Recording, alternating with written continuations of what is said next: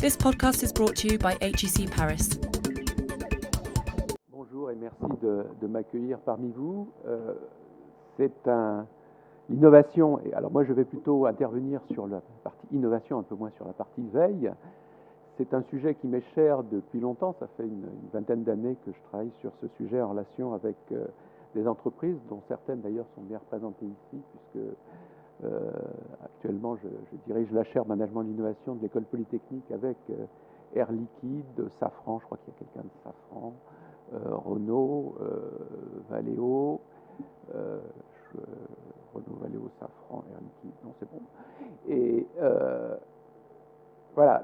Et depuis 20 ans que je travaille sur ce sujet-là, je constate évidemment que le terme d'innovation est un terme qui s'est énormément diffusé, j'allais dire pour le meilleur et pour le pire. C'est-à-dire pour le meilleur, c'est que tout le monde y est sensibilisé. Pour le pire, c'est qu'il a un peu perdu de sa substance. Il est dans tous les discours, mais on ne sait plus tellement ce qu'il y a derrière. Et donc merci pour une journée comme celle-ci qui va nous permettre vraiment de revenir à du concret, de revenir à des thématiques clés du management de l'innovation, hein, et qui va permettre d'éclairer un petit peu cette notion qui, encore une fois, est dans tous les discours, mais dont on ne comprend pas forcément toujours le contenu. Alors, moi, je voudrais participer à ce travail d'éclaircissement en me centrant sur l'innovation de rupture, hein, en trois points.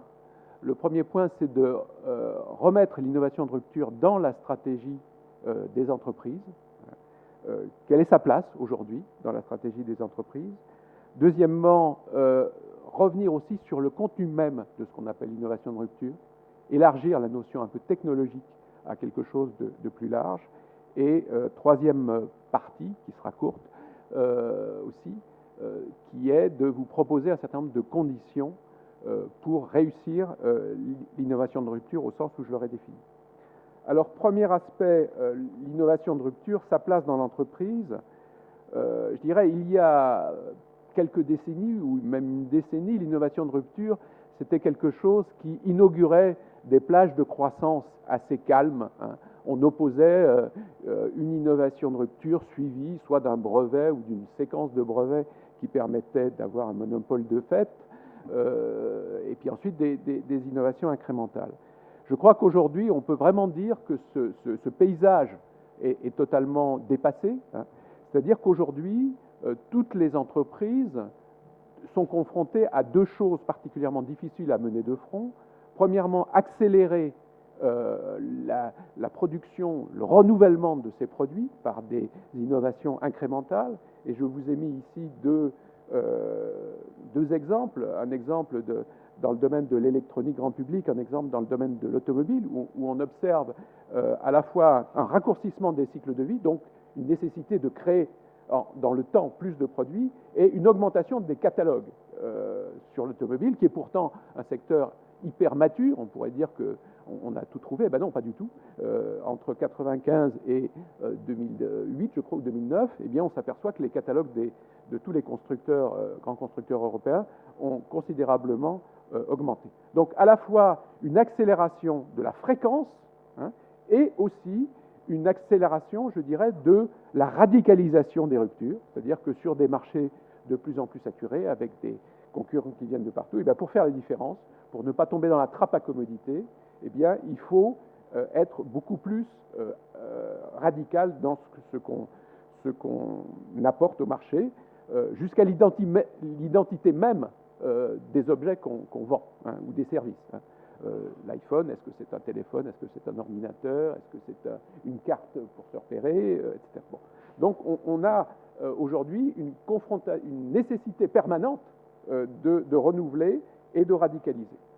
Par rapport à ça, les conséquences, évidemment, c'est que, eh bien, on va voir apparaître de nouveaux modèles stratégiques d'entreprise que j'ai appelé ici avec plusieurs collègues l'économie de lignée, hein, des entreprises qui sont des archétypes de ça, c'est 3M ou c'est Apple, où on voit qu'ils arrivent à articuler justement des ruptures radicales fréquentes, hein, typiquement l'iPod, l'iPhone, l'iPad, et puis un rythme de renouvellement incrémental de ces ruptures fortes. Deuxième point tout à fait majeur, le vieux modèle où on a d'un côté la recherche et ensuite on développe les produits, donc je dirais une séquence très linéaire entre ces deux parties-là, est, je dirais, mise en défaut, n'arrive pas à obtenir les rythmes et l'agilité, et donc on a des créations, une problématique de création de connaissances beaucoup plus articulée, beaucoup plus immergée dans le développement des produits, hein, et une obligation à déployer systématiquement toutes les connaissances qu'on arrive à construire sur toutes les lignées qu'on a, je dirais, développées. Troisième point aussi qui est très, très nouveau hein, sur le plan de la stratégie, l'un des grands leitmotifs de la stratégie d'il y a 20 ans, c'était il ne faut pas sortir de son métier. Bon, ben, quand on voit ces entreprises-là, elles n'arrêtent pas de sortir de son métier, de leur métier. Elles se déplacent, simplement, elles se déplacent en capitalisant justement sur les connaissances qu'elles ont construites et en les déployant sur des domaines de valeur nouveaux. Voilà. Et finalement, ce déplacement permanent, il est fait par des petits pas très fréquents, mais ces petits pas permettant, je dirais, d'avoir une gestion du risque relativement astucieuse, malgré le fait qu'elles innovent beaucoup. Donc, une espèce de paradoxe. Évidemment, la conséquence de cette stratégie-là, ça va être un bouleversement profond de tous les acteurs qui participent à la fonction de ce que j'appelle ici la fonction de conception de la firme, que ce soit les chercheurs, les développeurs, le marketing, etc. Et je crois qu'il est important de dire que c'est une contrainte, donc rythme et radicalité, qui est à la fois une contrainte pour les grandes entreprises, mais aussi pour les start-up, évidemment dans des temporalités un petit peu différentes. Le deuxième point, donc l'innovation de rupture, je dirais, n'est plus quelque chose de rare et d'exceptionnel, c'est quelque chose de fréquent. Maintenant, il faut se mettre d'accord sur qu'est-ce qu'on appelle l'innovation de rupture. Alors, la première idée qui vient à l'esprit derrière le mot innovation de rupture, c'est une rupture technologique, un fait scientifique qui, évidemment, va ouvrir des possibilités nouvelles. Hein, et je suis tout à fait d'accord avec ça. Je veux dire, derrière les innovations de rupture, il y a pratiquement tout le temps une rupture technologique. Mais, je dirais, il n'y a pas que ça. Hein. Et des auteurs comme Abernathy et Clark ont mis l'accent sur un concept qui me paraît tout à fait intéressant, c'est la notion de dominant design. On pourrait aussi parler de paradigme. C'est le fait que, finalement, l'innovation va essayer de déstabiliser un paradigme ou un dominant design de produit hein, qui s'est installé avec une histoire. Hein, et réussir l'innovation de rupture, c'est réussir cette déstabilisation. Alors, cette déstabilisation, c'est beaucoup plus large que la déstabilisation simplement d'une technologie. Première chose, c'est la déstabilisation d'une identité produit. C'est-à-dire que je vous ai mis ici, à gauche, une voiture automobile à moteur thermique, mais on voit très bien que le produit qui embarque ce moteur thermique, c'est une voiture à cheval. Hein. Bon. Donc, entre ce produit qui est la voiture à cheval thermisée et une voiture automobile telle qu'on la voit, il y a quelque chose qui n'est pas fait, hein, qui est justement, à partir d'une technologie, mettre autour un produit intègre, disposant d'intégrité. À droite, je vous ai mis deux voitures électriques des années 90. Eh bien, je vous dis que la voiture électrique de dans 10 ans, peut-être dans 5 ans, sera à ces voitures-là ce qu'est la voiture moderne à la voiture de gauche thermique. Voilà. Donc, reconstituer un produit intègre autour d'une technologie, c'est quelque chose qui aujourd'hui est indispensable pour déstabiliser. Sans ça, on échoue, évidemment. Deuxième idée derrière le modèle de dominant design, c'est l'importance des usages en place. C'est-à-dire que, en fait, l'un des freins hein, à l'innovation, c'est les usages en place, le fait que les clients, ils n'ont pas envie de devoir apprendre tout un tas de choses pour se servir bien de l'innovation. Hein.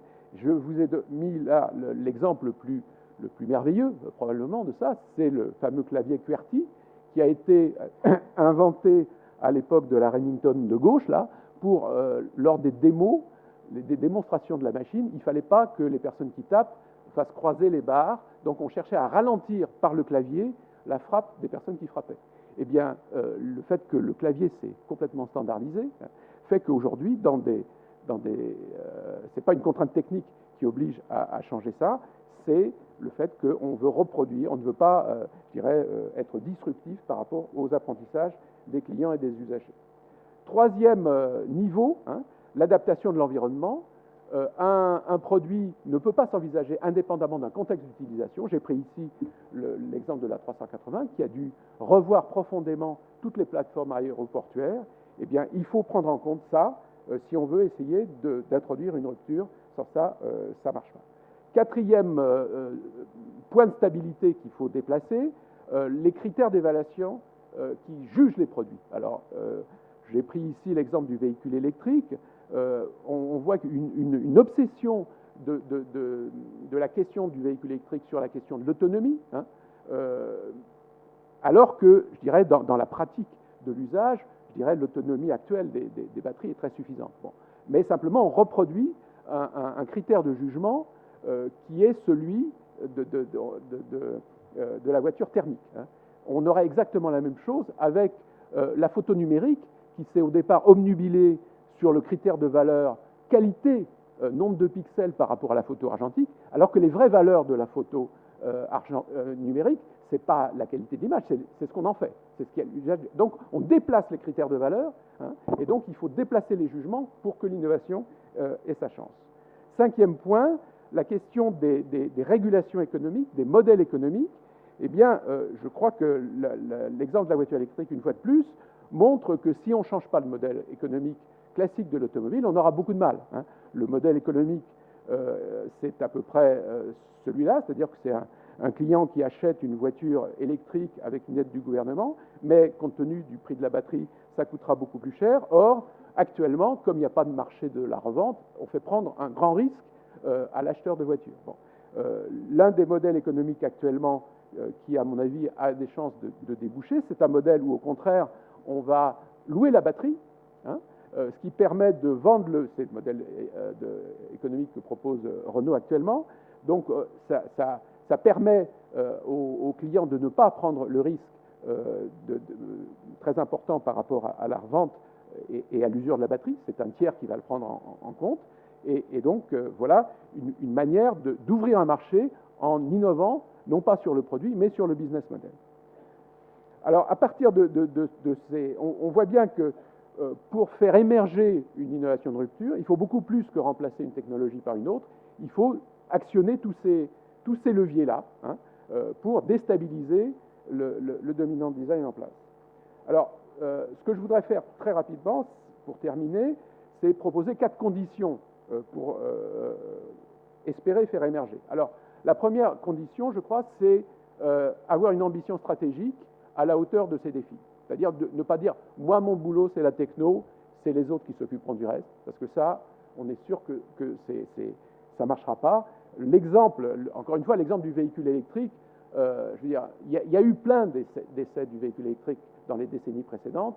Elles ont toutes échoué, non pas tellement pour des questions de contexte, mais beaucoup plus sur la manière dont les constructeurs, je dirais, investissaient là-dedans.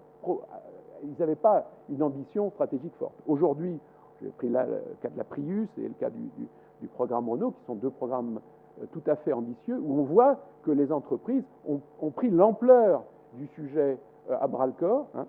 On verra si ça marche, mais je dirais, la condition, c'est cette ambition stratégique. Il ne faut pas réduire le sujet à juste le remplacement d'une technologie par une autre. Deuxième chose, le fait qu'on va parcourir ces différents leviers d'une manière simultanée et dialectique, interactive. C'est ce que j'ai appelé ici une exploration concurrente, pour faire un peu l'analogie en développement, la notion d'ingénierie concurrente en développement de produits classiques. Eh bien, ici, il s'agit d'explorer les différentes facettes du sujet d'une manière dialectique. Alors, j'ai pris là un exemple sur une thèse que j'ai suivie de Rodolphe Rosier, qui a fait une thèse chez vous, chez Air Liquide, plus précisément une filiale d'Air Liquide qui s'appelle Axane, qui, dans la décennie 2000, a exploré des produits utilisant la pile à combustible, justement en organisant de manière très astucieuse la dialectique entre développer des nouveaux produits et explorer des niches de valeur. Alors, ils ont finalement, leur boulot, ça a été de construire des démonstrateurs et de proposer des démonstrateurs dans des cibles d'utilisation très variées, par exemple les stations télécom isolées, des réseaux énergétiques où on se servait de la pierre combustible comme un tampon entre, par exemple, des éoliennes et autre chose, évidemment de la mobilité, des voitures de pompiers, de l'offre pour des cinémas, etc. Donc, en fait, on voit là une exploration qui, à la fois, explore des niches de valeur, hein, donc avance sur l'apprentissage des fonctionnalités, et puis, évidemment, en même temps, met au point la technologie, développe des produits, etc. Troisième point, et j'insisterai pas parce que c'est vraiment central dans ce qu'on verra tout après, c'est le fait qu'avec une ambition comme ça et une ouverture, on ne peut pas le faire tout seul. Et donc, on est évidemment amené à avoir des projets beaucoup plus ouverts qu'auparavant. Hein. Et si on prend le cas du véhicule électrique, je dirais que ce n'est pas nouveau, la coopération interentreprise pour faire des projets de nouvelles voitures. Bon, ce qu'il y a de nouveau, c'est le type d'acteurs qu'on trouve dans ces coopérations. Il ne s'agit pas uniquement de la filière classique de l'automobile, mais on va faire des coopérations avec, entre guillemets, des étrangers, des énergéticiens, des opérateurs de services, des gestionnaires d'infrastructures, des start-up, des labos de recherche, etc. Donc le périmètre des coopérations est beaucoup plus large et la visée des coopérations est aussi très différente parce qu'il s'agit plus il s'agit d'exploration. Et donc on est à la fois plus on n'est pas dans le pré-compétitif, hein, on n'est pas dans le développement, on est dans cet entre-deux qui est plus difficile à gérer mais dont l'enjeu est beaucoup plus important. Finalement, le dernier point que je voulais souligner, c'est le fait que ces aventures-là, c'est gérer des dynamiques. Hein. C'est-à-dire que l'un des problèmes qu'on a sur les innovations de rupture, c'est que la valeur de cette innovation, elle n'existe pas au début. Pourquoi? Tout simplement parce que si l'utilisateur, le futur client, ne comprend pas, ne connaît pas ou ne sait pas utiliser la technologie, le produit, ça n'a pas de valeur. Donc on va avoir des processus où on va stimuler l'apprentissage, l'expérience, très important, qu'on voit partout aujourd'hui, l'expérience des clients, hein, pour construire progressivement la valeur. Et la question, c'est comment on fait ça, par quelles étapes, etc. Alors, je dirais un modèle que j'aime bien, c'est le modèle de Geoffrey Moore, qui montre que cette dynamique de création d'un marché émergent, eh bien, elle n'est pas du tout linéaire. Elle passe par un certain nombre d'étapes qui sont à la fois cumulatives, c'est-à-dire que si on vise tout de suite le marché de masse, eh bien, on est sûr de se planter. Hein. Mais donc, elles sont cumulatives et elles sont très différentes dans les acteurs qui s'y impliquent, hein, et dans les processus d'interaction de l'entreprise offreuse avec ses acteurs. Alors, typiquement, vous avez les techno-enthousiastes qui vont participer au marché early market, puis ensuite, vous allez avoir ce qu'ils appellent des pragmatiques, c'est-à-dire des gens qui ne sont pas, comme les précédents, intéressés par l'innovation en tant que telle, mais qui sont intéressés par les fonctionnalités apportées par l'innovation. Hein. Donc là, il faut absolument répondre aux questions opérationnelles des pragmatiques, et puis ensuite un effet d'entraînement qui va, je dirais, diffuser le nouveau produit au plus grand nombre. Quand on analyse donc cette dynamique, on voit toute l'importance de ce que j'appelle ici les marchés précurseurs dans cette dynamique. C'est-à-dire le fait que, eh bien, on va d'abord travailler avec des techno-enthousiastes, ensuite des pragmatiques, etc. Et une question qui se pose, c'est comment j'analyse le coût et la valeur de ces différents marchés précurseurs. Eh bien, je crois que c'est très important de voir les trois sources de valeur apportées par ces marchés et par ces clients spécifiques. Le premier, c'est évidemment le fait qu'on vend des choses, hein, c'est tout à fait classique, mais il y a deux autres valeurs qu'on sous-estime généralement. C'est la valeur d'apprentissage, c'est-à-dire que le lead user, comme on dit, hein, va apporter, va contribuer à la mise au point du produit, va dire des choses pour améliorer le cahier des charges, etc. Ça, c'est une grande valeur. Et aussi le phénomène de prescription, c'est-à-dire que les premiers utilisateurs vont être ceux qui vont faire la pub pour les utilisateurs qui sont, je dirais, plus frileux. Donc on a au CRG, là, on vient de faire une recherche sur le véhicule électrique. Je crois que j'ai une petite image là.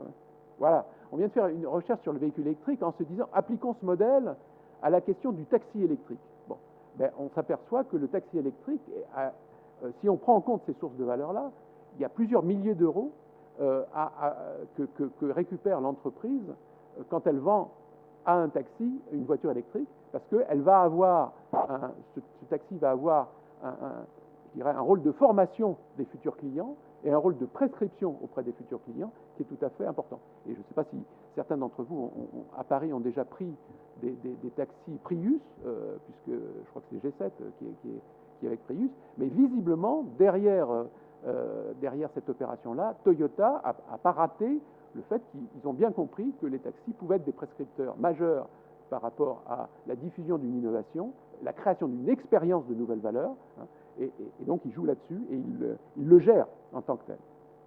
Voilà. Alors en conclusion, je crois que on ne pouvait pas faire un exposé sur l'innovation sans une photo de Steve Jobs, évidemment. Je crois que le message que je voulais donner en conclusion, c'est que justement, il faut dépasser un peu la vision romantique du fait que si on n'a pas Steve Jobs dans son entreprise, on est foutu. Si on n'est pas californien, on est foutu. L'innovation, aujourd'hui, il y a des corpus de méthodes, de théories, il y a des outils qui permettent, je dirais, d'innover, même quand on n'est pas Steve Jobs et quand on n'est pas californien. Et il y a un gros enjeu à les diffuser, à la fois entre les entreprises et le monde académique, aussi à préparer les étudiants, hein, parce qu'ils seront chez vous demain, et donc voilà. Donc je crois que c'est aussi, je crois qu'il y a cet après-midi quelque chose de la FIE qui montre comment on peut trouver des formes pédagogiques qui permettent aux étudiants non seulement de mettre des bagages technologiques dans leur sac à dos, mais aussi de comprendre comment mobiliser ces technologies pour innover. Hein. C'est tout à fait important. Je crois, troisièmement, qu'il reste de nombreuses, évidemment, zones d'ombre, de questions ouvertes. Et là, comme on l'a dit, la relation entre le monde de l'enseignement-recherche et le monde de l'entreprise est absolument nécessaire. Et donc, évidemment, le plateau est tout à fait bien placé, même si les expériences récentes sont un peu décevantes, mais j'espère bien que les prochaines seront meilleures. Merci beaucoup.